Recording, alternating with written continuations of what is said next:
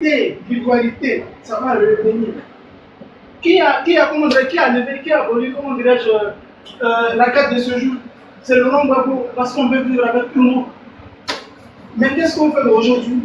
Combien sont ces millions de Libanais aujourd'hui qui illégalement, comment dirais-je, ont obtenu la nationalité ivoirienne? Mais cette Côte d'Ivoire, comme le disait le petit tuteur gabonais, cette Côte d'Ivoire sera à refaire. Malheureusement, elle sera à refaire. Parce que l'Ivoirien qui était gentil, doux, accueillant, après 2025, ne sera plus cet Ivoirien. Ça seulement, vous, qui mettez ça dans la tête, mais pas dire qu'ils écrivent, regardez. Moi, voici un mot que je vais leur apporter. Désolé de le dire, mais je vais le dire quand même. Je ne parle pas de tout la notice, hein, parce que ce n'est pas tout la notice qui suit ce bouton. Les suivants LDR. Sachez que vous êtes un peuple inutile. Voici le grand mot, excuse-moi pour nous, mais vous êtes un peuple inutile. Vous ne servez à rien dans cette nation de Côte d'Ivoire. Qu'est-ce que vous pouvez apporter? 15 ans au pouvoir. Moi, je suis ivoirien pendant plus de 15 ans, Jean. Franchement, je suis ivoirien pendant plus de 15 ans. Qu'est-ce qu'on attend aujourd'hui? 10 mois, blanchissement d'argent, on ne peut pas faire ceci, on est mal vu. Mais mon Jean, la Côte d'Ivoire, il parle de libre expression. Démocratie pour qui? Libre expression pour qui? Mais tout ça, c'est du vent. Vous avez vendu du franc aux gens depuis plus de 15 ans, mais les gens ils se réveillent. Cette Côte d'Ivoire, elle est à nous, on va la reprendre. En tout cas, tout le monde, vraiment, que ce soit dans les commentaires, que ce soit sur tous les Ivoiriens, sachez que la lutte, tant qu'on n'est pas arrivé au bout, on ne va pas arrêter cette lutte. Et cette Côte d'Ivoire sera lavée et la terre des Ivoiriens. Je suis au boulot, je ne vais pas trop me retrouver le truc, ça fait plus d'une heure, je vous écoute. Je suis en bas, je vais descendre. En tout cas, merci à tout le monde et c'est ce que je voulais un peu dire pour la Côte d'Ivoire. Et à Dominion Blond de Saint-Dou, on sait qu'il va chuter. Merci. C'est bon boulot à vous. Succès, vas-y. Donc, seront tous les paroles. Merci beaucoup, ma soeur Emmanuela.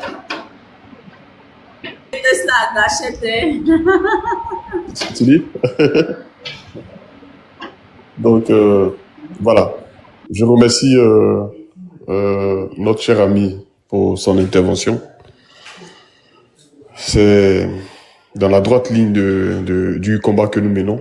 Je remercie aussi les panélistes, notamment notre frère Zoku Chris, le média, et aussi Delfet, oui, si je prononce très bien.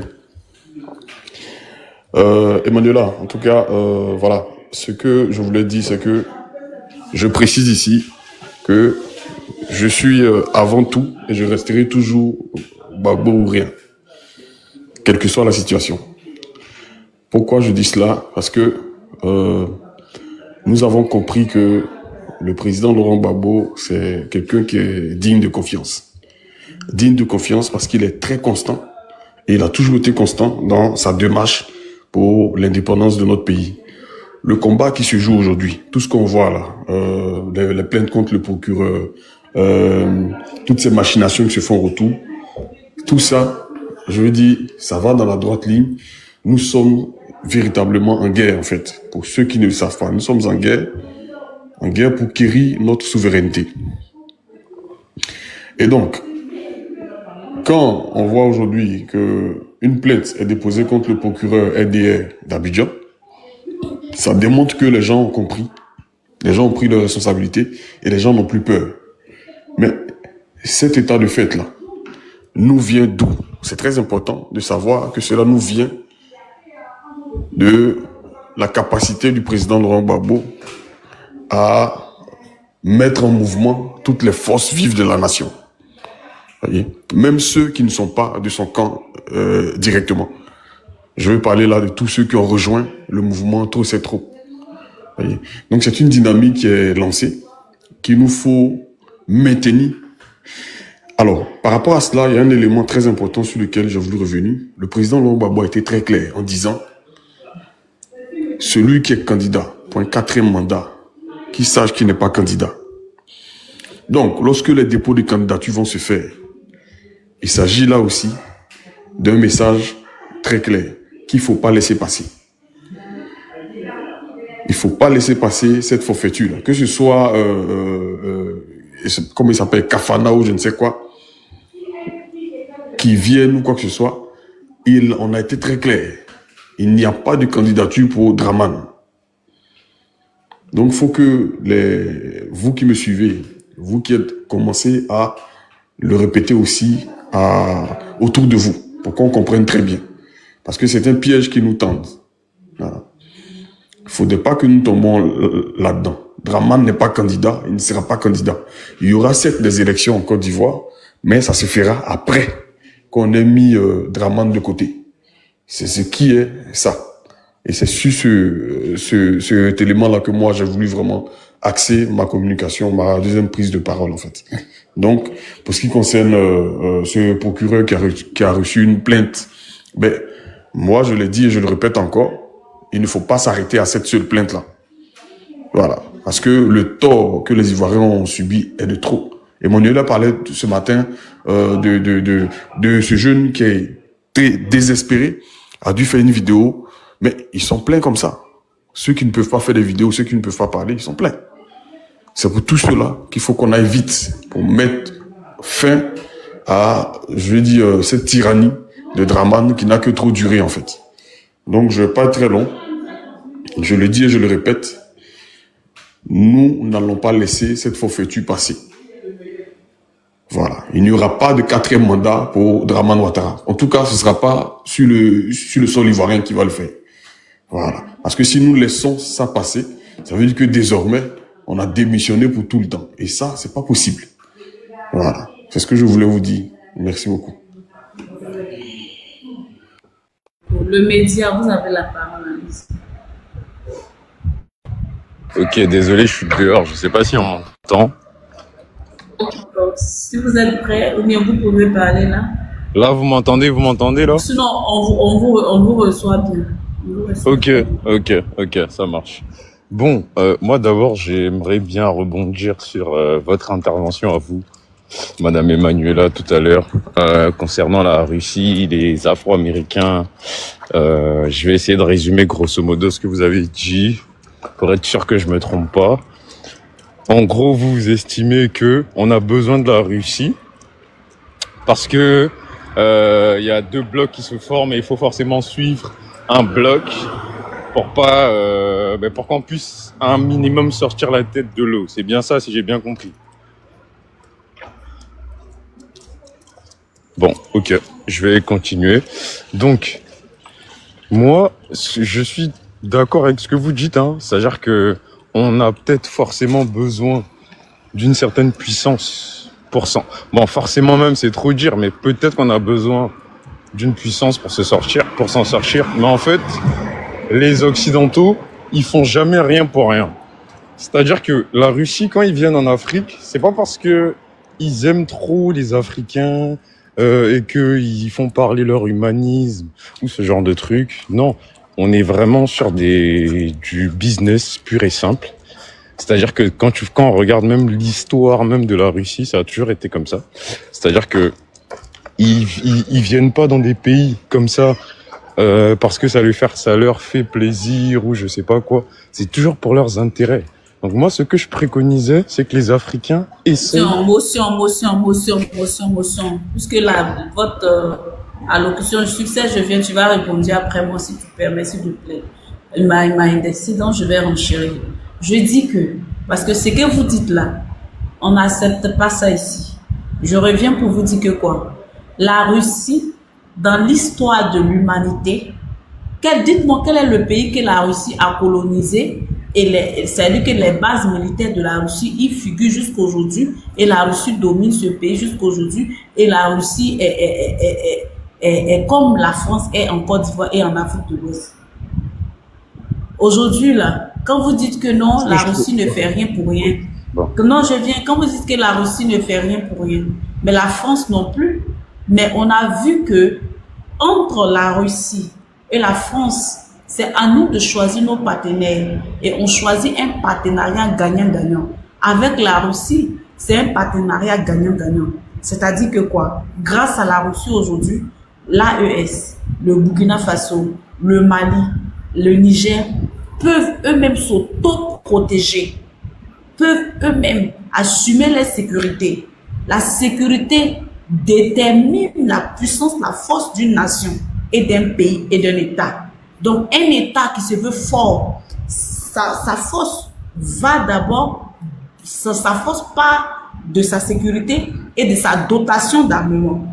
Aujourd'hui, là, quand on prend les États-Unis, on parle des États-Unis, la puissance mondiale, et la Russie, une puissance mondiale. La Russie détient les armes nucléaires ainsi que les États-Unis. Pourquoi est-ce qu'à un moment donné, quand la Russie se sent trop en danger, elle brandit la carte de l'arsenal nucléaire et chacun rentre dans sa conquête et on revient à des négociations? Ça veut dire que la force de frappe d'une nation consiste en sa dotation d'armement. Et aujourd'hui, là, l'AES, le Burkina Faso et les deux autres pays, le Burkina, le Mali et le Niger, arrivent à se protéger et arrivent à neutraliser les terreaux parce qu'ils ont pu collaborer avec une nouvelle puissance, avec une nouvelle hégémonie. Et c'est-à-dire que nous sommes dans l'ère de la multipolarisation, c'est-à-dire que quoi, aujourd'hui là, on fait un monde multipolaire. Et le monde multipolaire, ça veut dire que quoi, la décision n'est pas à sens unique. La décision est dans les deux sens. I say, what do you want? I answer you, I want this. Et toi, tu me donnes, ou si tu me donnes pas, je change de partenaire. Un monde.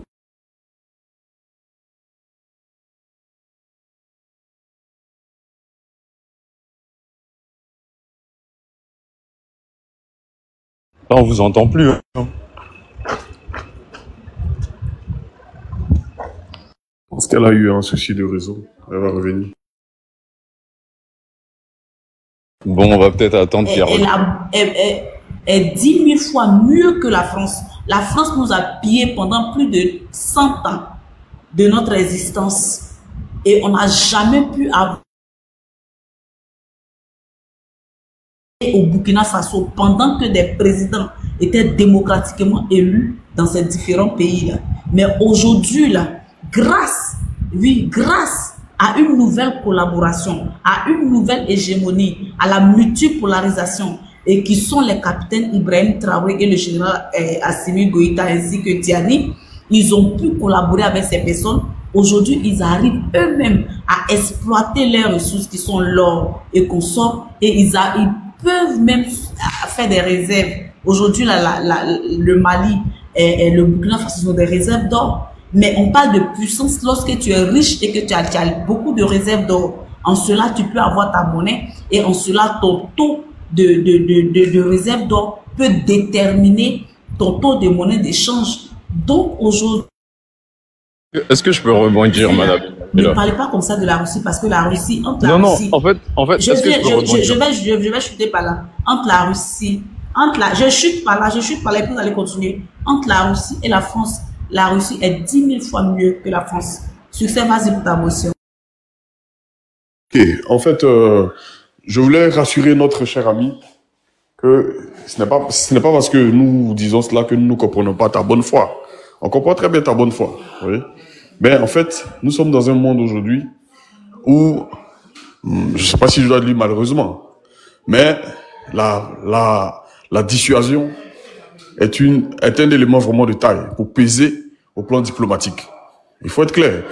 Dans cette crise de l'Ukraine qui avait été lancée, je vous assure que si la Russie n'était pas au-dessus militairement de l'OTAN, ben, c'est normal qu'on lui aurait imposé toutes sortes de dictats. Mais tu comprends que les acteurs clés qui se sont affrontés, il y avait beaucoup de confusion sur le fait que c'était les États-Unis qui étaient directement impliqués. Mais au final, ce sont ces deux grands acteurs qui se sont rencontrés en Alaska. Vous voyez? Mais on a aujourd'hui une puissance qui est pour le monde multipolaire, comme Emmanuel l'a dit. Et au sein du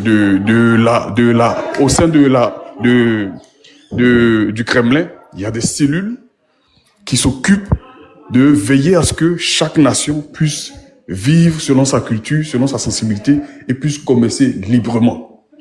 Ça aussi, il faut le dire. Et la Russie, peut-être que vous ne le savez pas, mais ce n'est pas mauvais, a soutenu des mouvements de libération sur le continent. La Russie est en accord avec des Africains depuis plus de 75 ans. Vous voyez, ça aussi, il faut le marteler. Et comme elle le dit, la Russie n'a jamais colonisé un seul pays africain. Or, aujourd'hui, les faits nous démontrent qu'il y a eu des relations entre nous et des pays européens. Ça n'a rien donné. Ça nous a donné au contraire un recul de tous nos acquis, comme ça se passe actuellement en Côte d'Ivoire, où on est en plein recul de tous les acquis démocratiques qui ont été acquis, qui ont été, je veux dire, glanés sous le président Laurent Gbagbo. Donc aujourd'hui, il faut comprendre que nous sommes dans une forme de radicalité. Si vous ne vous inscrivez pas là-dedans, prenez le temps de voir très bien les intérêts en jeu et comprendre qu'aujourd'hui, on ne peut évoluer qu'en étant avec un partenaire stratégique très puissant, en l'occurrence la Russie. Voilà, c'est ce que je voulais dire. Et merci pour l'additif. Vas-y, Motion, Ok. motion, Non, excusez-moi, madame. Je vais réagir un petit peu et après vous allez faire votre motion. En fait, Emmanuela et le monsieur qui vient de parler, faut pas que vous pensiez que moi je suis dans un état d'esprit où je me dis que la Russie c'est pas forcément un bon pays ou qu'ils vont venir nous coloniser, Non, excusez-moi, machin. j'ai très bien dit que nous comprenons bien Vous votre méprenez, vous méprenez, on n'a On pas a dit dit, ça. j'ai dit On qu'on n'a pas dit ça. comprend bien votre bonne foi. Oui, non, mais j'y viens. Je sais très bien. Ce que je voulais dire, en fait, en disant ça, c'est que, en fait, nous, Africains, on devrait nous-mêmes créer un modèle de développement. Quand je dis un modèle de développement, c'est ce que je disais tout à l'heure. C'est-à-dire que, à partir du moment où, parce que pour moi, le gros problème de l'Afrique, c'est quoi? C'est que les choses, on produit pas ce qu'on consomme. Par exemple, la Côte d'Ivoire, c'est le premier producteur de cacao au monde. Mais nous, on mange pas de cacao. C'est eux qui ont besoin de ça. Aussi, les ressources que nous avons dans nos pays, là, c'est eux qui ont les machines nécessaires, la technologie nécessaire pour venir extraire ces produits-là pour les mettre sur le marché international. Donc, dans tous les cas, on est obligé de commercer avec eux. Aujourd'hui, tu prends un pays, même la Côte d'Ivoire, si on n'a pas un partenaire stratégique, mais c'est sûr qu'on pourra pas vendre nos ressources parce qu'on n'a même pas la technologie nécessaire, en fait, pour aller extraire ces produits-là. Donc, dans tous les cas, on est obligé de commercer avec eux. Il y a aucun souci. Mais ce que je voulais dire par là, c'est que on devrait créer un modèle économique qui nous permet d'être un minimum indépendant. Parce que c'est sûr que nos petits États, à l'échelle continentale, ne valent pas grand-chose. Tout à l'heure, Emmanuela a parlé de Dubaï. Il n'y a pas de souci. Dubaï, c'est des petits pays qui sont très puissants, mais c'est des pétromonarchies. On peut pas se comparer à Dubaï ou au Qatari ou ce genre de pays. Eux, c'est des pétromonarchies qui ont signé des partenariats de pétrodollars avec les Américains, qui ont beaucoup plus de ressources pétrolières que nous. Enfin, ils ont des ressources pétrolières. Motion. Non, attends, Emmanuel. motion. Non, monsieur, non, on fait une motion lorsque, vous connaissez les règles des panels, lorsque soit moi je parle que la chose n'est pas dans le sens du panel, chacun est libre de faire une motion. Donc, quand vous dites quelque chose qui ne va pas dans les règles du panel, tout le monde a le droit de faire les motions ici. Delph, vas-y pour ta motion. Après moi, j'ai une motion pour le monsieur. D'accord. En fait, je voudrais dire au frère qui est en train de parler, lorsqu'il parle de nous-mêmes, nous devrions nous faire un modèle économique, ce n'est pas mauvais, ce n'est pas mauvais en fait. Mais il faut qu'il se mette en idée que actuellement où nous sommes là, où la Côte d'Ivoire est là, nous sommes dans un processus parce que nous avons les pieds et les mains liés. On ne peut pas être dans un état enchaîné pour se faire un modèle économique, n'est-ce pas? On ne peut pas être dans des chaînes et puis se faire même. Je vais prendre un exemple. La Chine même qui est là. Si la Chine n'était pas liée à l'URSS communiste, la Chine n'aurait pu se détacher des oppresseurs. Elle n'aurait pas eu son modèle économique. Idem pour tous les pays asiatiques qui se sont libérés des pays occidentaux. Ils ont mené leur combat, leur lutte d'abord. Et maintenant, ils se sont fait eux-mêmes leur modèle économique. Et c'est de ça qu'il est question. On veut faire, on a l'intention de faire toutes ces choses, mais d'abord, il y a un problème qui est là. Il faut d'abord régler ce problème, c'est-à-dire nous libérer du joug du colonialisme avant maintenant de pouvoir faire nous-mêmes notre modèle économique. Voilà, moi, c'est ce que je voulais dire. À ma motion, monsieur le média, au fait, moi, ce que j'ai à vous dire, quand vous parlez de comment on appelle ça, des partenariats, parce que en vous écoutant, vous avez parlé des partenariats. Quand vous voyez, par exemple, aujourd'hui, le Burkina Faso, quand ils sont partis à mettre reprise en Russie pour causer, pour parler avec le président Vladimir Poutine et les présidents Assimi Goïta, le général, le capitaine Ibrahim Traoré et le général Tiani, vous voyez, le capitaine Ibrahim Traoré, quand on leur a demandé qu'est-ce que vous souhaiteriez qu'on fasse pour votre population, ils n'ont pas demandé de l'argent. Ils ont demandé à plutôt investir dans soit dans l'agriculture, d'abord l'autosuffisance alimentaire. Et aujourd'hui, quand tu prends les pays de l'AES, ils y travaillent. Ça, c'est de un. Et ils ont aussi parlé de, comment on appelle ça, les énergies renouvelables. Puisque la Côte d'Ivoire, producteur d'énergie, a refusé de donner les énergies aux pays de l'AES. Parce que c'était les sanctions, les vétos, et que comme notre pays est un bon poulain de la France à obéir aux ordres, elle n'a pas accepté de collaborer dans ce sens-là.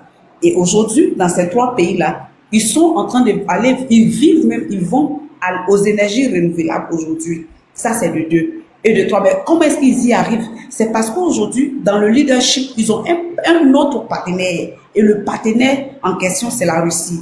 Et dans leur approche, dans leur demande, la Russie ne leur impose rien, contrairement à la France.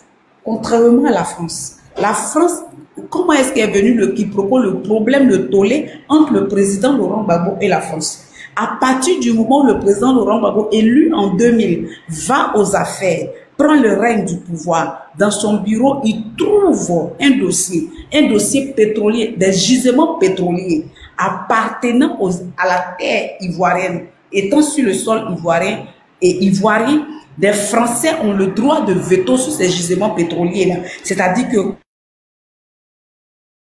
les Français ont 80% du gisement pétrolier, ainsi que M. Alassane Dramane Ouattara, le ministre de l'époque, il avait 10%, et le président Bédier de l'époque avait 10%. Ça veut dire que la Côte, bon, 5 ou 10% et quelques pouces, bon, peut-être le président Bédier avait 5%, peut-être le premier ministre Alassane Dramane Ouattara de l'époque avait 5%, et les 10 autres pourcentages revenaient à l'État.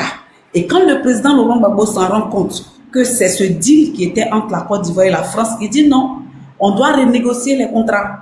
Je ne suis pas d'accord que le gisement pétrolier étant sur le territoire ivoirien ne profite pas au peuple ni à l'État ivoirien. Mais voici là où vient le gros problème. C'est à partir de là que la France a dit que si c'est ça, Gbagbo ne sera pas président parce que Gbagbo va contre. Gbagbo va contre, comment on appelle ça, leurs intérêts. Et ils ont même fait des offres alléchantes, des propositions à Gbagbo Laurent en lui disant que bon, si c'est l'argent, bon, on va voir les pourcentages de pétrole, on te donne tant, tu as tant pourcentage. Gbagbo a dit non, moi je ne suis pas venu au pouvoir pour m'enrichir, mais je suis venu pour que l'État se porte bien. Et l'État, c'est la population, c'est le peuple ivoirien.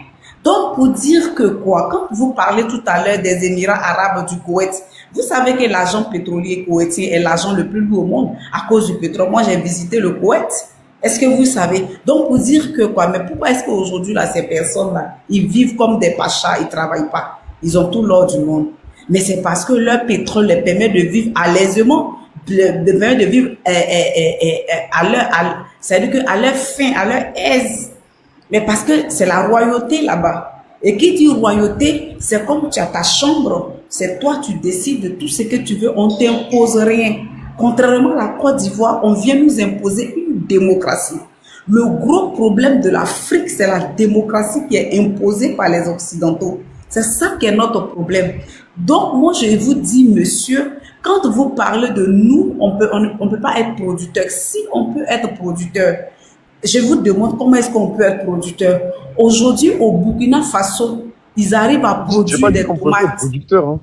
J'ai jamais dit ça, hein. Non, j'en viens. Au Burkina Faso, ils produisent. Ok, je viens. Au Burkina Faso, ils produisent des tomates. Au Burkina Faso, ils commencent à transformer beaucoup de choses. Les usines poussent partout. Au Burkina Faso, on avait dit que on ne pouvait pas planter le cacao sur le sol burkinabé. Mais aujourd'hui, les Burkinabés, ils plantent le cacao. On avait dit la banane ne pouvait pas pousser. Mais aujourd'hui, les Burkinabés, ils plantent de la banane sur leur territoire. Ça veut dire que tout ça, c'est de la manipulation venant des Occidentaux pour nous abrutir, pour pouvoir mieux nous piller, c'est tout. C'est-à-dire que quoi, nous, notre industrialisation est un enfrein. Est-ce qu'on me reçoit? Est-ce qu'on m'entend? Oui, on t'entend maintenant. Vas-y. Allô? Oui, on t'entend. On me reçoit, succès, on me reçoit. Oui. L'industrialisation des différents pays africains, c'est un enfrein à la richesse. Ok, c'est un enfrein à la richesse de la France, de l'Europe, de tous les pays même dits développés, dits riches. Parce que qui consommera, eux, leurs industries fabriquées chez eux? Au fait, quand ils font les classements dans le monde, nous, Africains, on nous place comme les consommateurs. Ils ne nous ont jamais placés au levier de producteurs. Jamais. Quand vous voyez les conseils des ministres des Occidentaux dans leurs bureaux, les recherches qu'ils font, ils disent que quoi? Il faudrait que les Africains se développent, mais que dans notre croissance, là, la jeunesse, nous soyons des produits, nous sommes des consommateurs à grande échelle. Voilà. C'est pour ça qu'on a mis tout un système en place par les collabos, par les nègres de salon, par des présidents de leur choix, pour abrutir la jeunesse, pour ne pas que la jeunesse ait l'esprit ouvert, l'esprit de créativité, l'esprit de recherche, l'esprit de vouloir acquérir des connaissances. Et même quand nous allons chez eux pour acquérir des connaissances, c'est-à-dire que quoi, il faut tout pour vouloir nous maintenir chez eux en nous donnant le confort qu'il n'y a pas chez nous en Afrique. Donc on voit tous ces conforts-là avec la connaissance qu'on a. Sur 10 personnes, il y a au moins 6 personnes qui restent là-bas. Et peut-être c'est 3 ou 2 qui reviennent en Afrique. Contrairement à la Chine a envoyé ses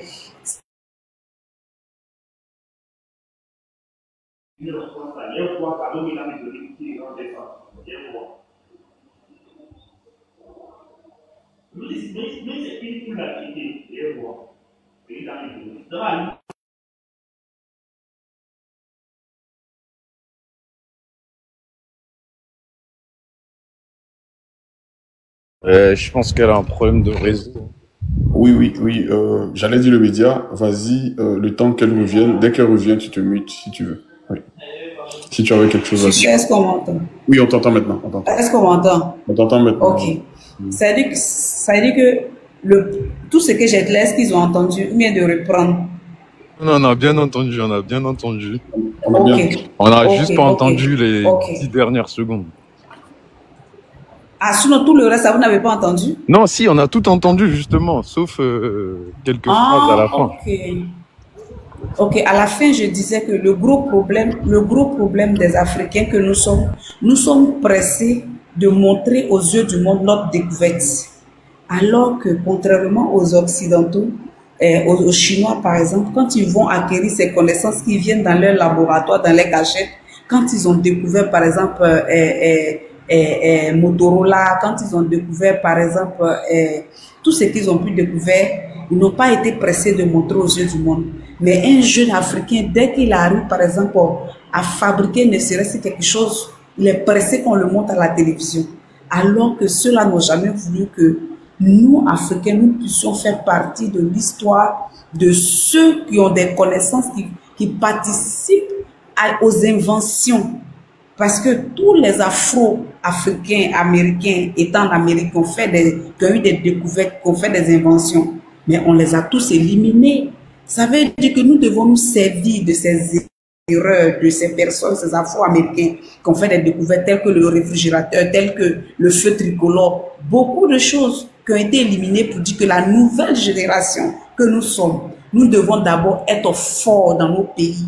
Nos présidents doivent mettre une nouvelle politique, c'est-à-dire que quoi? D'abord se libérer du joug colonial, avoir la liberté de pouvoir faire des partenariats gagnant-gagnant avec d'autres puissances, être autosuffisant sur tous les plans et être armé, parce qu'on ne le dira jamais assez, mais nos pays ont le droit de s'armer et d'être puissants aussi, pour que nous puissions discuter au Conseil des Nations. C'est maintenant qu'on essaie de placer les Africains à l'ONU. Sinon avant, qui nous appelait? Nous, on ne faisait qu'accepter ce qu'on nous disait. Donc, monsieur, je n'étais pas là pour vous dire que quoi. Aujourd'hui, là, quand vous prenez le Qatar, quand vous prenez le Koweït, quand vous prenez, par exemple, les Émirats Arabes Unis et consorts, ceux-là, ils ont pu réussir parce que chez eux, il n'y a pas de démocratie. Chez eux, c'est la royauté. Chez eux, c'est le roi qui décide et tout le palais accepte et tout le peuple accepte. Contrairement à nous qui sommes sous joug colonial, dictés de manière déguisée par soi-disant démocratie pour mieux nous voler, pour mieux installer les pions dictatoriaux à la tête de nos États, pour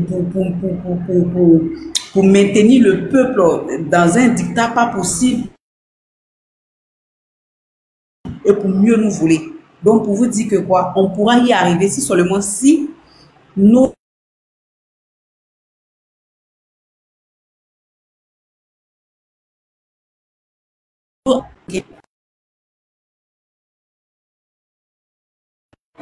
Monsieur le média, allez-y. Ok, merci. Donc, bon, moi, il n'y a pas de souci, hein. Je comprends parfaitement ta bonne foi, Emmanuela, de vouloir que l'Afrique soit libre, qu'on puisse décider de ce qu'on veut et tout, il n'y a pas de souci. Tu as pris par exemple l'exemple des pays du Golfe là-bas, qui sont beaucoup plus riches que nous. Mais ces pays du Golfe là, qui sont plus riches que nous, c'est pas parce qu'ils sont libres, hein. Les États-Unis ont des bases aériennes dans pratiquement tous les pays qui sont là-bas, là. Koweït, tous ces pays là. Les Américains maîtrisent le flux du pétrole là-bas. Ils sont riches parce que eux, ils ont des gisements pétroliers beaucoup plus puissants que nous.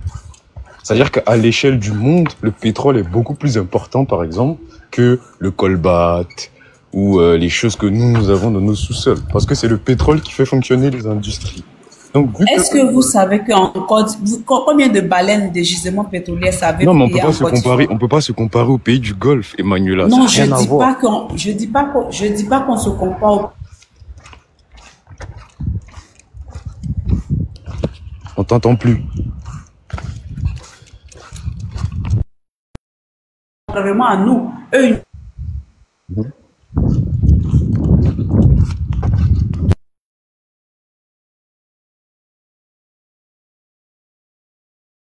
Ça s'entrecoupe, on t'entend plus, là.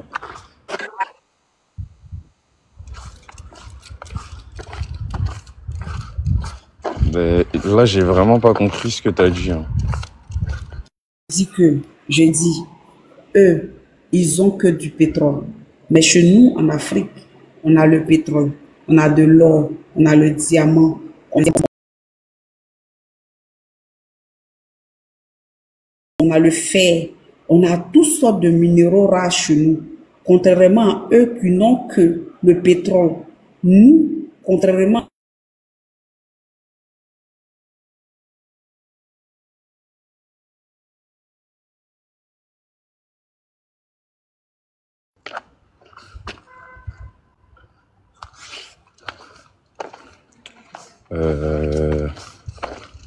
je vais essayer de continuer. Vous m'entendez ou pas? On entend très bien. Ok. Bon, je vais continuer le temps qu'elle revienne. Donc, Emmanuela parlait tout à l'heure du pétrole que ces pays-là ont. Mais le pétrole est bien plus important que le manganèse et toutes ces choses-là dans les industries. Non, je suis pas d'accord avec vous. Et l'or que nous avons, et le fer que nous avons, et l'uranium que nous avons, tout ça là, c'est pas important. À un moment donné, ça suffit quoi, au fait. On a l'uranium. Non, mais je dis pas que c'est pas important. Non, attends, Emmanuel. Non, tu n'as pas chuté. Non, Non, tu ne peux pas t'exprimer comme ça parce que ce genre d'expression-là, c'est pas bon pour la nouvelle En fait, non, génération. Emmanuela, écoute ce que je vais dire. Après, je vais laisser la parole à Succès. Ce que je voulais dire par là, pour conclure même, après, je vais passer la parole, c'est que je ne suis pas en train de dire qu'il ne faut pas avoir de partenariat. Par exemple, le Nigeria. Le Nigeria est riche parce qu'ils ont du pétrole et à cause de leur démographie. Le problème, c'est quoi? C'est que nous, on a des petits États qui, à l'échelle continentale, ne valent pas grande chose. On va me dire, oui, mais il y a des petits pays comme la Suisse et tout qui sont riches. Mais bon, je pense que... Tu ne vaux pas grand chose. Oui, c'est vous les nègres de salon, là. C'est vous les infiltrés, là. C'est vous que la France prend pour venir toujours sur nos panels, là. C'est vous, là. On n'a pas des petits États qui ne valent pas grand chose. C'est toi, ta merde de vie, là, qui n'en vaut pas grand chose. C'est toi, ta petite vie, là, qui n'en vaut pas grand chose. Sinon, nos États africains, là, ils en valent grand chose. Tu comprends? La Côte d'Ivoire, là, ça vaut grand chose. Le Burkina vaut grand chose. Le Mali vaut grand chose. Le Niger vaut grand chose. Si les 3 pays de l'AES ne valaient pas grand chose, pourquoi aujourd'hui, dans la France et tout l'OTAN est dans tout, c'est-à-dire que dans tous ces États, des bandades partout. Si on ne valait rien. Arrêtez ça, c'est vous les nègres de salon qui ne connaissez pas vos valeurs là. Vous, tu connais quelles sont les richesses qui sont dans nos sous-sols? Depuis plus de combien de millénaires d'années, on nous vole, on nous pille. Mais on a encore ces ressources-là. Et pour le reste de notre existence, on veut s'en sortir, ils ne sont pas prêts à nous laisser. Parce que ce sont des censures, c'est nous qui les faisons. Donc, à un moment donné là, si vous venez, vous êtes envoyés par la France pour venir nous distraire là. Nous là, on vaut grande chose. Les États africains valent grande chose. C'est pour cela que nous lutterons pour notre survie. Silence, vas-y. Succès, vas-y d'abord pour ta motion et puis on passe la parole à Silence. Merci beaucoup, Emmanuela. Excuse-moi, on ferait Silence. En fait, il faut qu'on remette un peu l'église au centre du village. L'individu en question refuse de comprendre parce que on a été très clair. Nous sommes en train de lutter. Parce que c'est les infiltrés. Moi, je les connais tous. C'est les infiltrés. Au début, ils viennent, ils parlent bien. Et puis après, ils passent le message. Voilà, parce que là, nous sommes en train de lutter pour notre souveraineté. On ne peut pas mener un développement sans qu'on soit souverain. Donc, les armes de notre souveraineté, c'est ce que le Burkina et l'AES nous ont montré, comme tu lui as bien indiqué. Il nous faut d'abord maîtriser notre territoire terrestre. Ça, c'est très important. Le territoire aérien, maritime et tout ça. Et il faut contrôler l'information.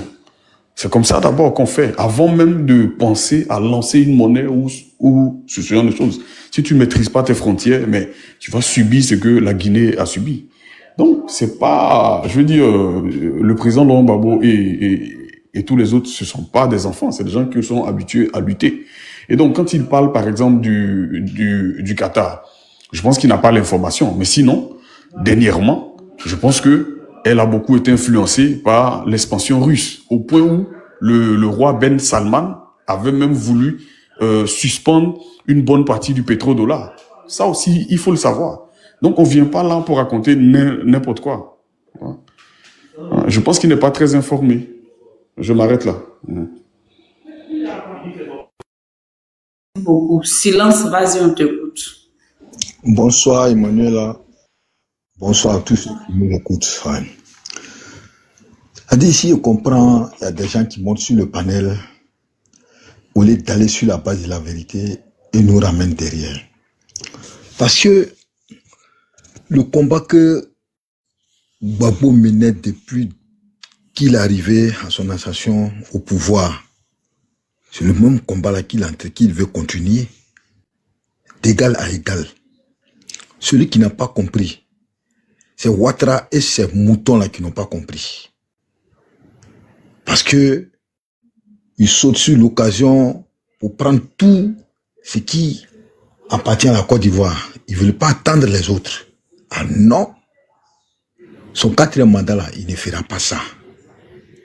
Un point, un trait. Maintenant, quant à la France, elle nous a colonisés.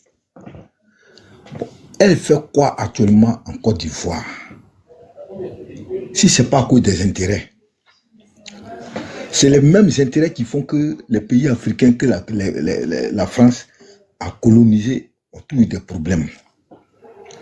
Comme un président, la France même fait 1, 2 mandats.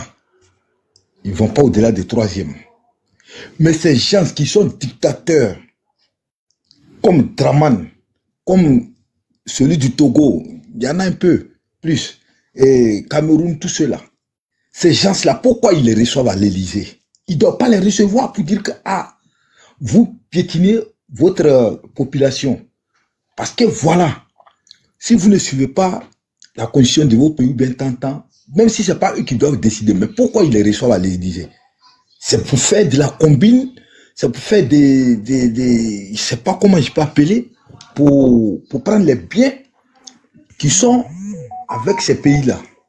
Si je cite la Côte d'Ivoire comme ça, la Côte d'Ivoire a beaucoup de ressources, mais nous-mêmes, pourquoi nous ne décidons pas? Et puis, c'est Draman qui vient en France pour décider pour nous. Pourquoi? Parce que quand Gbagbo est venu au pouvoir, il a dit, nous sommes dans un pouvoir d'égal à égal. Quand la Chirac a attendu ça, il ne voulait plus recevoir Gbagbo avec sa bande de Nicolas Sarkozy, le diable qui est venu, tout cela. Vraiment, Gbagbo a souffert. Mais ces moutons-là ne veulent pas comprendre. Ouais, Gbagbo a fait 10 ans, il a prêté serment une fois. Quand on leur dit, quand tu prêtes serment une fois, 2 fois, 3 fois, on peut dire que tu as fait 3 mandats, comme Ouattara, comme ça. Il a prêté serment 3 fois. Gbagbo a prêté serment une fois. 2 ans, il va aller sur 3e année. Son pouvoir a été mélangé par une rébellion armée. Et dans cette rébellion, tous ces ministres, ces gens, tous ceux-là, les Bas-Congo, tous ceux-là, ils étaient dans son pouvoir. Mais Gbagbo n'a pas bénéficié de ce qu'il devait faire. Donc aujourd'hui, ils sont sur les panels, un Sissi comme ça, ou bien quoi, la même là. Il est là, ici, il fait qu'avec son gars qui s'appelle quoi, la Denguele, qui a la haine, partout. Vraiment, ces gens-là, on ne les écoute pas. On suit le président Gbagbo, tout ce qu'il doit nous dire. On n'attend pas son mot d'ordre même. 2 mois qu'il a dit. Les 2 mois là, ça veut dire qu'il nous a déjà signalé. 2 mois là, Ouattara ne sera pas au pouvoir. Il ne sera pas là et il ne va même pas se présenter. Les autres peuvent se présenter. Non, il n'y aura pas élection même. Parce que la liste et la révision de la liste électorale là, tant qu'elle n'est pas faite, plus Draman, son 4e mandat et son 3e il a fait là, c'est la fin. Il ne va plus se présenter, c'est fini. C'est rentré dans nos oreilles et puis on va avancer. Il y a le PDCI, il y a le GPS, il y a le PPACI, plus toute l'opposition. Ouattara va me dire qu'il est populaire que tout cela? Non. Donc, regardons le président Gbagbo. On attend les 2 mois qu'il a dit que Ouattara ne sera pas au pouvoir et puis on va voir le reste. Donc voilà, c'est mon point de vue. Donner la parole à quelqu'un d'autre, je suis là. Ok, merci beaucoup. Delphine, ton nom là. Delph, tu as quelque chose à dire? Ferme ton micro, silence. Ah, pardon.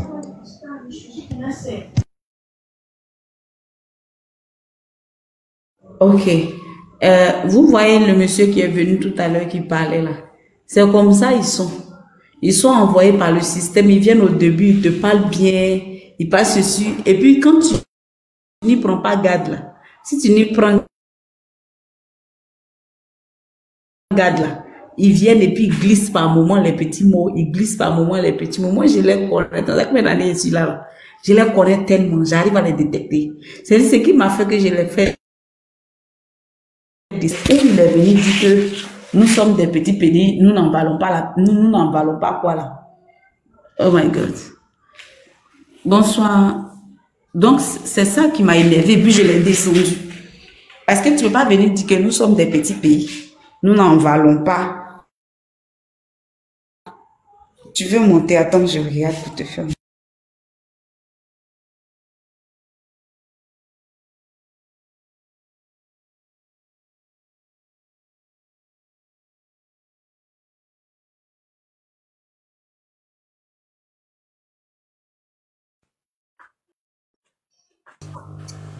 Ok. Donc, comme je disais là, le monsieur ne peut pas venir insulter notre intelligence en nous disant que nous sommes des petits pays, nous ne pouvons pas, nous ne pouvons pas, nous ne pouvons pas. Nous, on n'a pas besoin de ces gens de speak là ici actuellement là. On n'a pas besoin de ça ici. Ici où on est là, nous pouvons tout.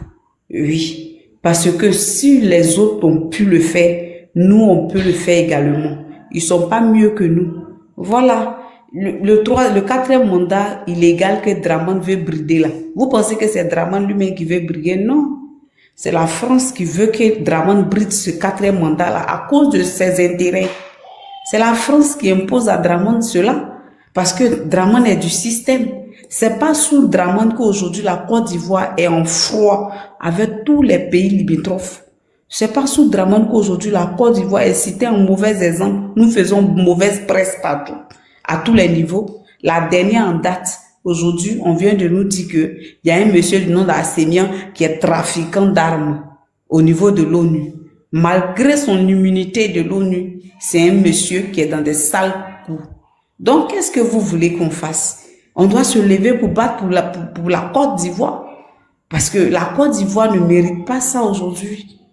Nous ne méritons pas ça. Merci beaucoup. Toi, Zimbabwe, c'est là-bas quand les gens ont compris. Qui vivra, verra. Bon, bro, vas-y, on t'écoute. Bonsoir. Anche beaucoup, on va donner la parole. Bonsoir. En fait, affaire des ados, Gbagbo, là, c'est trop... En fait, c'est quelque chose qui n'est pas compliqué, même. Plus que... Tu sais, je n'ai pas dit le plaisir, il se comporte comme un enfant, mais... En fait, des fois aussi, là, les vieux, là, ils n'ont qu'à essayer de revoir les mentalités, là. Voilà, ils n'ont qu'à essayer de revoir les mentalités. Et ça, vous voyez. C'est comme sinon, je vous prends un exemple terre à terre. Moi, je consomme l'alcool.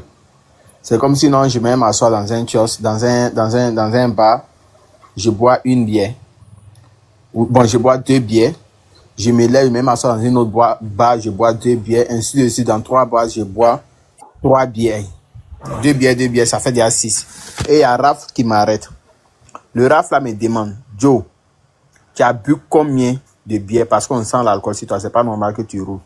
Et je dis à ce Raph là que j'ai bu 3 bières. Hop, dans les 3 bières là, c'est 6 bières que j'ai bu. Parce que c'est 2 que j'ai bu dans chaque boîte. C'est ce qu'Alassane veut nous faire croire. Il veut nous faire croire que non, lui, comme il a voté, comme ils ont changé la constitution, donc ça veut dire que lui ne s'est plus, il s'est même pas présenté, il ne serait pas candidat. Donc pour la nouvelle constitution de la Côte d'Ivoire, lui il va se représenter. Il n'y a pas de problème, tu peux te présenter. Mais les mêmes politiciens comme toi disent ton 4e mandat là c'est illégal. Ils ont des preuves de A plus Z que tout ce que tu veux faire pour pouvoir être au pouvoir là c'est illégal. Aujourd'hui, la Côte d'Ivoire, son nom est cité dans tous les mauvais trucs. Tout ce qui est mauvais sur cette terre-là, que les lois, je ne vais pas dire les lois divines, que les lois de droit interdit là, la Côte d'Ivoire est dedans. La GAFI est venue faire enquête sur la Côte d'Ivoire. Les FBI américains est venu faire enquête sur la Côte d'Ivoire pour voir est-ce que les quoi là, c'est où ça. En fait, c'est compliqué ici. Bon, si les autres présidents passés, moi personnellement, j'ai pas connu ça. J'ai pas connu ça. C'est si Alassane que nous on voit tout ça là. Aujourd'hui, on nous tire les photos, les jolies photos de côté d'Abidjan qui est bien joli. Là où ils ont bien mis goudron d'après un artiste qui joue un goudron dans la lumière. Là où ils ont mis goudron dans la lumière côté Trècheville et autres là. On nous tire photo de ça. On l'a ça bien propre, ça sort direct. On envoie ça sur les réseaux sociaux. On nous dit que non, Côte d'Ivoire est jolie. Il n'y a pas de problème. Côte d'Ivoire est jolie. Mais c'est une partie qui est jolie, mais c'est toute la Côte d'Ivoire qui est jolie. C'est la question qui est là. On nous dit non, que les Ivoiriens mangent à leur faim. C'est quel Ivoirien qui mange à leur faim? C'est une partie de la population qui mange à leur faim et la grande partie, la grande majorité de la population meurt de faim, mais c'est comment? C'est ce que moi je ne comprends pas. Aujourd'hui, on nous parle de, comment on appelle ça? Que non, que toute la population est avec Alassane Draman Ouattara. C'est comme ce que mon frère qui vient à peine de dire là. Il a dit quoi? L'FPI est dans l'opposition. PDCI est dans l'opposition. PPACI est dans l'opposition. En fait, tous les grosses têtes de la politique ivoirienne font un front commun pour toi te combattre. Et toi, tes partisans disent que toi, comment on appelle ça? Toi, tout le monde est fan de toi, tout le monde veut que tu restes. Et les autres, là, donc, eux ne sont pas des Ivoiriens. Ceux qui disent qu'ils ne sont pas prêts pour ton 4e mandat, là, eux ne sont pas des Ivoiriens. J'ai l'impression que non, les loups déguisés, les députés déguisés de Alassane, des fois, quand ils viennent sur certains panels, c'est pour venir raconter leur vie. C'est pour venir raconter leur vie. Parce que les gars, ils prennent les 5 000 dans le couloir. Ils pensent que non, c'est un droit permis de venir raconter sa vie de famille qui va pas très bien pour venir exposer ça sur le panel là. Aujourd'hui, toute la Côte d'Ivoire qui est là, eux, ils se plaignent. Pas pour eux, ils se plaignent pour les enfants qu'ils vont mettre au monde. Et les enfants de leurs enfants, ils veulent une Côte d'Ivoire meilleure pour ces derniers là. Ils veulent un Côte d'Ivoire meilleur pour ces derniers là. Et vous venez vous arrêter si c'est un panel, vous parlez de votre ventre, vous parlez de votre ventre et de votre bouche. C'est-à-dire si ça rentre dans ma bouche, ça rentre dans mon ventre là. Moi je suis content, je veux qu'Alassane reste au pouvoir. Mon papa qui a fait, ou sa maman qui a fait, là, moi je m'en fous d'elle. Elle a fait son teint à Radia. Moi là, moi je parle de moi. En fait c'est pas sérieux. C'est pas sérieux. C'est même pas sérieux. Moi je pense que ceux qui viennent s'asseoir si c'était un panel pour parler là. Il y a 2 personnes. J'écoute beaucoup le 360 de Ali Garasouba là, à la télé. Je regarde beaucoup. Même si je ne regarde pas, je suis les rediffusions. Blaise, là, ça a dit une fois. Si c'est pas si 360, c'est si l'autre là, le grand tag de l'autre là, de Fabrice Saouillon là. Blaise, là, ça a dit une fois aux journalistes que non, qu'à l'approche des élections là, il faut qu'on essaie de contrôler aussi l'effet des bancs. Je n'ai pas dit le nom ici, comme on est sur le panel. L'effet des bancs. Que parce que les gens consomment trop le banc quand les élections approchent. Donc ça fait qu'ils disent des trucs qu'après eux-mêmes ils ne comprennent pas. C'est ça qu'on voit aussi sur les plateaux de télé. Ils viennent nous raconter des bêtises pour faire endormir la population, pour dire non, la Côte d'Ivoire, ça va, tout le monde mange à la faim. Ça derrière combien en Côte d'Ivoire? Ça derrière combien? Maison même là. Ne soyez pas étonnés aussi de voir papa qui a loué un truc ou chose soit chambre-salon, jusqu'à la vie, et puis il vit tous, ses enfants même vivent tous dans la même chambre-salon. Ne soyons pas étonnés de voir ça. En fait, on se dit quoi, que c'est leur vie comme ça. Non, c'est parce que ça va pas. C'est parce que ça va pas. C'est parce que ça ne va pas que eux tous ils sont dans la même maison. Là. Si ça allait là, ils allaient s'éparpiller, chacun allait louer sa maison. Ou soit ils allaient là acheter un terrain construit, faire déménager les parents envoyés là-bas. Ça va pas. Ça va pas. Les parents, les frères qui se débrouillent pour voir les lots glacés, 25, 50, les Awadji et autres là. Bakongo, le maire, papa n'a cassé. Atteint cassé tous les mouvements pour barrer les gens sur la route là. Avec ça, vous voulez qu'on dise quoi? On veut parler que c'est pour arranger le pays. On arrange le pays puis la population a faim. C'est quand tu as ton ventre plein là qu'on arrange. Ou bien, je vais vous donner un exemple terre à terre. Regardez par exemple dans l'un des pays de l'AES, le Burkina Faso. Moi je suis la tête de Burkina très bien. Là-bas là, en fait, ils viennent même pas casser. On vous donne un délai. Il faut reculer de la voie. Tu es trop sur la route, ils vont trop sur la route. Recule pour libérer un peu la voie. Et puis ils viennent, ils arrangent. Ou si on vous dit d'arranger pour vous-même votre propre bien. Ici là, à l'AES là, on casse pas magasin. Pour construire un magasin et puis mettre ça en location aux mêmes personnes. Mais en Côte d'Ivoire, si c'est Bakongo, les gars font ça. Ils vont venir casser un magasin, construire un magasin et puis faire ça 2 fois, 3 fois plus cher même qu'avant. Vous voulez que les gens la vivent comment? Côte d'Ivoire là, c'est pas Europe, hein. Côte d'Ivoire là, c'est pas Europe. Voilà, c'est pas Europe. Europe là, ils ont les réalités. Ceci Alassane que moi j'ai vu des Ivoiriens fuir la Côte d'Ivoire là en aventure. Prendre bateau. Aller en aventure. Sinon, les Ivoiriens que moi j'ai connus qui s'en vont en aventure là. Ils s'en vont bosser là. C'est avion, il prend sa route tranquille, il prend son vol, il s'en va. Voilà, quand il finit son séjour, il vient faire 2 jours et puis il repart encore. Mais c'est si hard que moi j'ai vu les Ivoiriens qui meurent, qui diable plutôt dans l'eau, qui diable plutôt dans le désert. Et on rapatrie leur corps, d'autres restent là-bas. D'autres font SOS même, ça va plus. Ils veulent revenir chez eux au pays. C'est si Alassane que moi j'ai vu ça. C'est si lui que j'ai vu ça. Si Ivoiriens allaient trop loin là.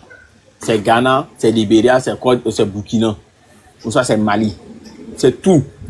Et puis ça même là, c'est parce qu'il y a un parent là-bas qui allait le voir. Sinon, il ne sort pas comme ça. Il ne sort pas comme ça. Toi, Alassane, tu viens nous dire que non, avec le vieux mort qui a arrêté, Bakit Landré, frein de Massa là. Toi, tu viens t'arrêter pour dire non. Toi, tu fais sentiment en prison, tu fais sentiment en prison. Et vous, en fait, moi, ça m'étonne aujourd'hui. Parce que moi, je me pose la question. Le procureur, là, il est pro-RHGP ou bien il est pro pour la République? Quand je dis pro pour la République, c'est quelqu'un qui est là pour défendre tous les Ivoiriens. Sans exception, il est là pour défendre tout le monde. Mais lui, il est là quand tu dis Alassane à tête chauve, on vient, on t'attrape, on t'enferme. Je vais repartir un peu en arrière pour ce monsieur. Quand les jeunes, le premier meeting à la marche là où les jeunes ont dit non, petit Mossi, rentre chez toi, on va installer Gbagbo là. Ça, ils disent qu'ils ont parlé de Alassane Draman Ouattara, que c'est les histoires de xénophobie, c'est les histoires de haine, c'est rentré. Mais, petit Mossi là, est-ce que c'est le nom de quelqu'un? C'est le nom d'une ethnie d'un pays voisin? Ou bien le petit là, bon, le Mossi là, c'est le nom de, comment on appelle ça, une ethnie du Burkina? Ou bien c'est le petit là qui est le nom de quelqu'un? Mais et quand Cissé Bakongo dit le nom des gens, tels que Tidiane Thiam par exemple, et il met ses phoques, ça on sait qu'il a indexé quelqu'un direct, parce que s'il veut nous parler de la loi, on sait qu'il a indexé quelqu'un direct, et on sait c'est de qui il parle. Mais ceux qui ont parlé de petit Mossi rentre chez toi là, c'est de qui les gars parlent, on ne sait pas. On ne sait pas c'est de qui il parle. Moi je pense que non, s'ils peuvent essayer de voir les Ivoiriens qui sont à la diaspora, s'ils peuvent voter là, ils n'ont qu'à essayer de voir. Et puis, la liste électorale là, ils n'ont qu'à revoir. Plus que, normalement, on doit faire un décompte pour voir il y a combien de personnes qui peuvent voter, il y a combien de personnes qui n'ont pas déjà. On doit retrier tout ça là. Depuis l'année passée, ils n'ont pas encore trié. Puis c'est eux qui veulent faire élection, c'est eux qui parlent de ordre. Vous faites les trucs dans les désordres, vous voulez nous parler de ordre. Même un enfant qui est né aujourd'hui là, il connaît ordre et désordre face à ceux-là. Parce que quand il chie là, dans sa couche là, il va pleurer, ils vont venir de changer. Il sait que non, ça lui dérange. Mais moi, je pense que le pouvoir de Alassane qui est là, ne connaît pas le désordre avec l'ordre. Connaît pas le désordre avec l'ordre. Maman, quand vous avez parlé que non, que peut-être que c'est pas Alassane, que c'est la France qui comment on appelle ça, qui lui met la pression à cause de leurs intérêts là. Si tu aimes ton pays là, eux que tu sais que ton nom atteint ces salisons là, te mettre la pression là, Joe. Je préfère Dia pour ma patrie que de Dia pour mon ventre. On a vu les présidents des pays voisins là, qui ont dit ça. Eux ils préfèrent Dia pour leur patrie que de Dia pour leur bouche et leur ventre. Les ventre, les vont Dia, ça va devenir caca, ça va devenir axico. Mais la patrie là, non, la va rester jusqu'à Las Caras. On a vu les présidents, ils n'ont même pas fait 3 mois, ils n'ont même pas fait 4 mois au pouvoir. Il dit 4 mois, 5 ans, 10 ans au pouvoir. Mais quand ils ont Dia, là, soit comme les Dia là, leur nom est resté gravé pour l'éternité. On a vu ça, jusqu'en présent, on parle d'eux. Voilà, mais toi qui es là, qui es venu par élection, tu veux partir par force. Élection, mais quelle bonne élection. Élection, là, on dirait que c'est poussé, Il a fermé mon micro pour le moment. Merci beaucoup. Merci beaucoup. Nguessan, vous avez la parole. Monsieur Nguessan. Je ne sais pas si mon micro fonctionne. C'est moi, je ne sais pas si mon micro fonctionne. On vous entend. Merci beaucoup. Je suis monté pour le monsieur là, mais c'est Mohamed là, mais vraiment il est parti. Et c'est pour vous dire que je vous remercie d'abord. Je salue d'abord le panel et je salue tout le monde. Et la chose que je voulais pas être, pour ne pas être hors sujet, j'ai vu le sujet, quelque chose comme ça. Le procureur se plaint de l'ONU. Bon, je sais pas. Alors, je voudrais savoir quelque chose. Moi, je profite de votre canal pour galvaniser le peuple ivoirien, pour galvaniser tout le monde, parce que tout ce qu'on parle là, nous sommes à 2 mois. Il faut que la mémoire soit tout à fait propre et calme pour trouver une solution à ce problème, parce que nous avons la solution. C'est le peuple qui décide. Tout ce que les gens racontent là, c'est rentré ici, à gauche, à droite, c'est le peuple qui décide. Mais Dieu merci, nous avons été galvanisés 2 fois, c'est déjà l'essentiel. Le monsieur qui est là, le président, son excellence, le président Alassane, il n'est pas éligible. C'est le président Gbagbo qui l'a permis, qui lui a donné cette opportunité. L'ONU a tout dit, et celui qui n'a pas compris, c'est son problème. L'ONU a tout dit. Nous avons le droit C'est parce qu'actuellement, nous n'avons pas quelque chose. La chose, je ne vais pas dire son nom.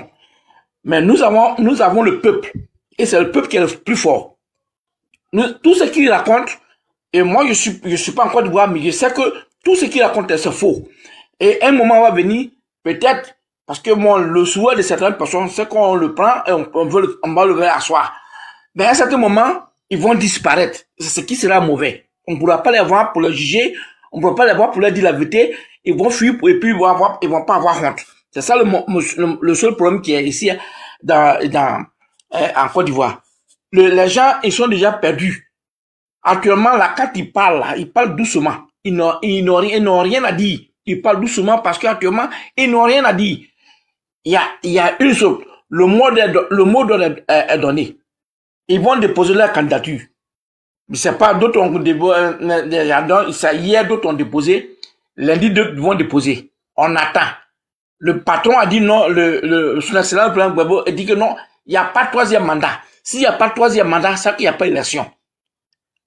Quand il y a un troisième mandat là, c'était faux. Quand il y a un mandat, il n'a pas d'élection. Il peut pas dire quoi, il peut pas dire qu'il va faire les élections et laisser son excellence,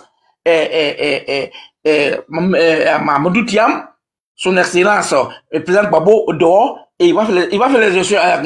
Tous ceux qui vont poser leur candidature là, c'est des hommes de RHDP. Ou bien ils sont posés leur candidature pour qu'on leur donne l'argent pour vivre. Sinon, il n'y a pas de candidat il faut que tout le monde se mette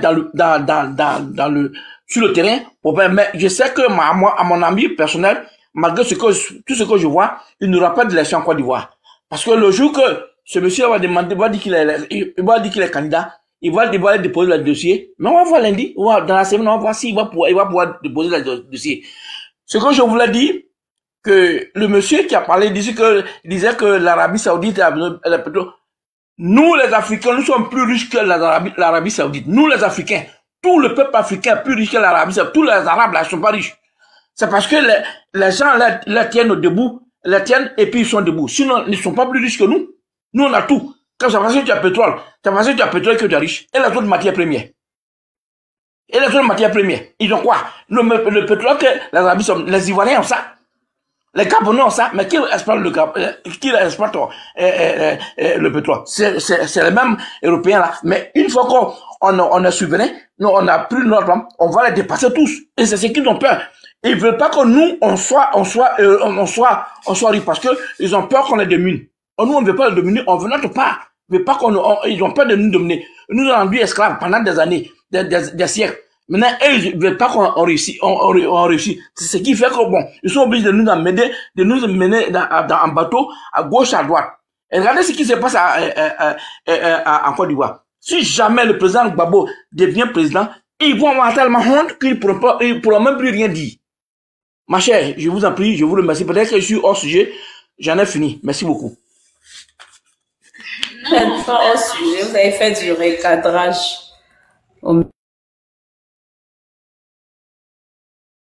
Monsieur, parce que ce qu'il disait, c'était pas juste, c'était pas vrai. Voilà, et je lui ai même dit ça, et vous venez encore réitérer, mais dit c'est bon parce que la répétition est pédagogique. Il fallait qu'il le sache. Merci, madame. Voilà, c'est important. Merci, madame, merci beaucoup. Parce que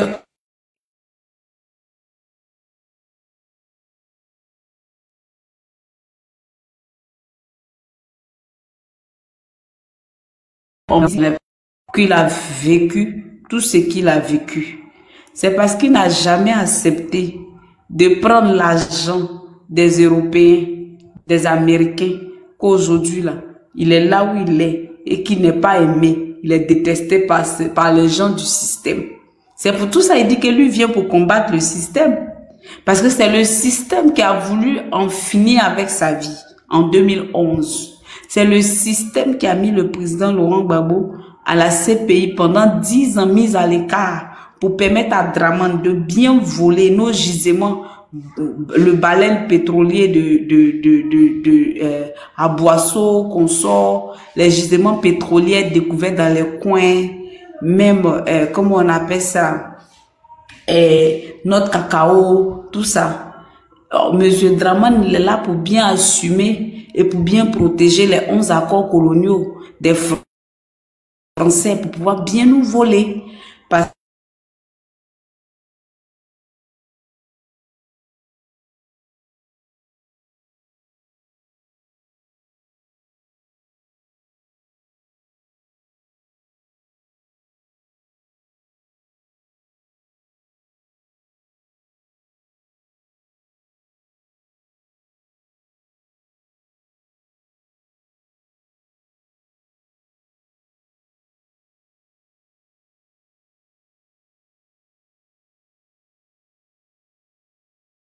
Je pense que Emmanuela a eu un souci de réseau, donc ma sœur Delphette, je pense que c'était ton deuxième tour de parole. Tu peux commencer le temps qu'elle arrive.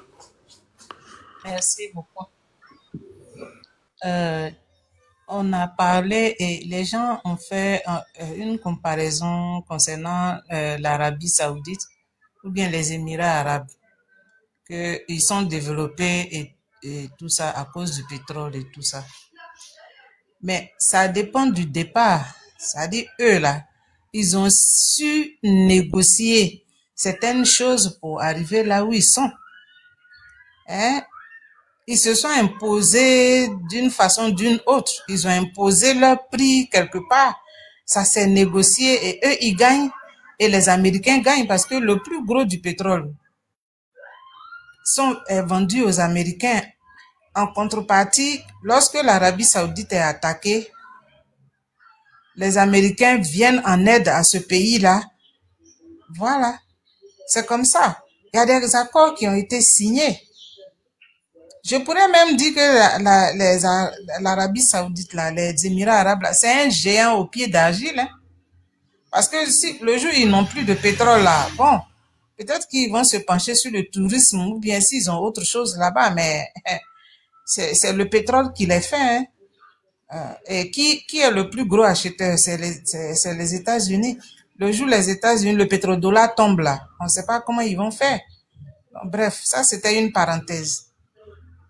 Nous sommes toujours dans le vif du sujet. Moi, je voudrais savoir qui est-ce qui a porté plainte contre le procureur d'Abidjan à l'ONU.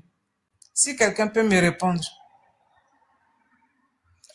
Mais les gens du pouvoir, avoir leur arrogance là. Moi, je n'ai pas pensé qu'on pouvait porter plainte contre ce procureur-là. Donc, je suis un peu surprise, quoi. Parce que quand on les voit parler, on a l'impression que c'est des gens, ils sont intouchables, c'est le bon Dieu. Donc, voilà.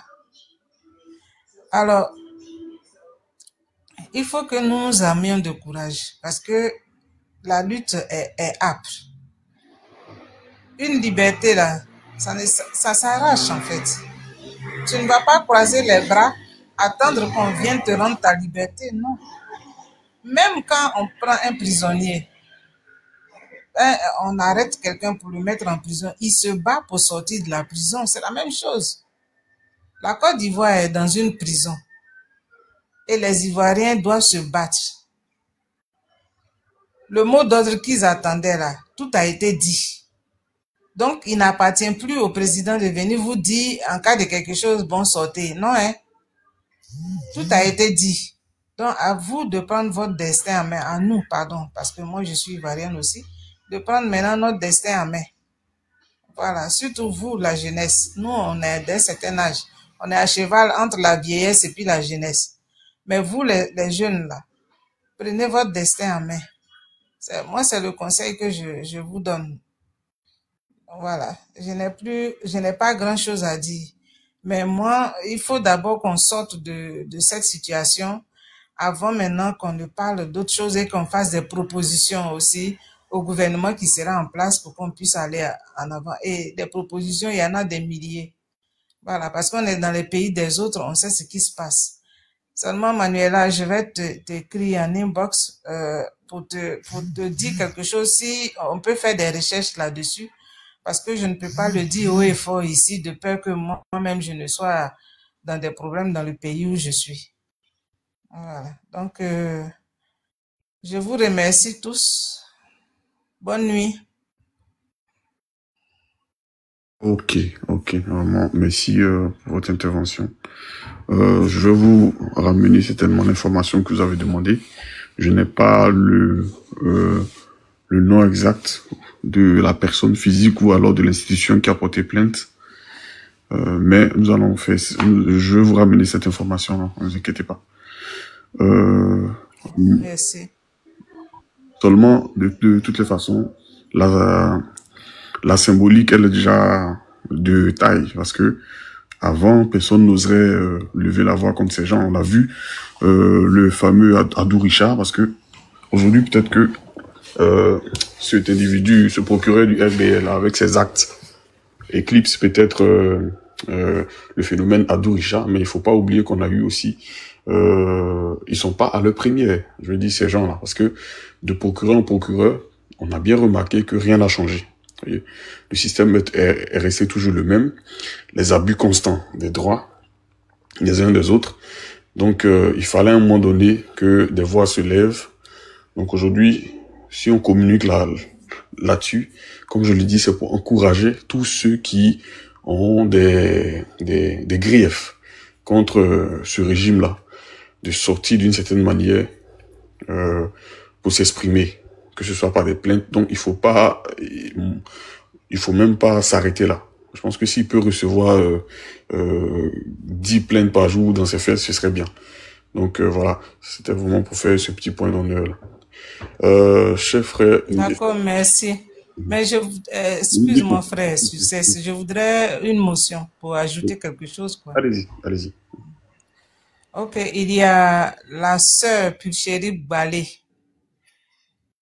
dont la vie est menacée. Voilà, j'ai vu ça sur YouTube, j'ai vu ça. Elle-même, elle avait déjà parlé pour dire que les gens étaient allés mettre une croix sur sa porte et ils ont écrit « Ici vit Pulchérie Balé » en noir. L'image même, j'ai vu parce qu'ils ont mis ça en gros plan. Et il semble que ces jours-ci, ou je ne sais pas, hier ou aujourd'hui, ils sont allés taper à son portail. Et quand le gardien allait demander, personne ne répondait. Donc, sa vie est menacée. Elle dit qu'elle reçoit des menaces tout le temps. Je souhaiterais qu'on en parle à outrance pour que les gens laissent cette pauvre dame tranquille. Ce qu'elle est en train de faire, c'est pour la Côte d'Ivoire. Elle ne fait pas ça. Quelqu'un ne la paye pas pour ça. Mais il y a des personnes qui sont nées qui n'aiment pas l'injustice contre le peuple. C'est pour ça qu'elle a pris la résolution de se battre pour ce peuple-là aussi. Donc, à nous, ce peuple-là aussi, de parler des menaces dont elle fait l'objet pour que les gens puissent la laisser en paix. Il faut qu'on rende ça public. Parce que les gens n'en parlent pas suffisamment. Et les gens continuent de la menacer parce qu'ils savent où elle vit. C'est ce que je voulais dire. Merci. Ok, votre message a été entendu, je vous remercie. Je vous remercie. Chef frère Nguessan, est-ce que vous avez quelque chose à dire? Allez-y. Pour votre... Oui. Et merci, j'ai quelque chose à dire. Seulement, bon, je veux parler 3 minutes et puis c'est tout. Je vous remercie d'abord. J'étais là, bon, j'étais là, j'étais en bas, je vous suivais. Mais seulement, vous avez trouvé le sujet est tellement passionnant que bon, je peux pas me lever. Mais je vous remercie. Je sais que le panel va finir, mais je vous remercie. Mais cette femme-là, cette femme, Michel Balé, il faut la surveiller. Chef frère Nguessan, est-ce que tu peux me donner 1 minute? Je vous en prie, merci. Oximo, tu es là?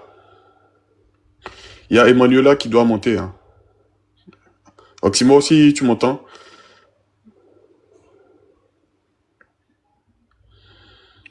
Je vais chuter et Emmanuela va monter. Je vais chuter en attendant. Quand il va venir, je vais remonter. C'est bon? Ok, pas de souci.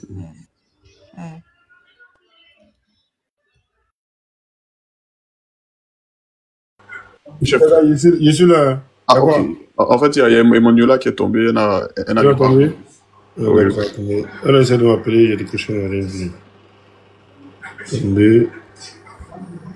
Attendez. Voilà, c'est bon. On est là encore aussi. Toi, tu es là, Corona. Non, ça dépend de vous. Hein. Si vous voulez parler, moi, il laisse me dormir. Hein. Ça dépend de vous. Vous voulez qu'il coupe ou bien il laisse.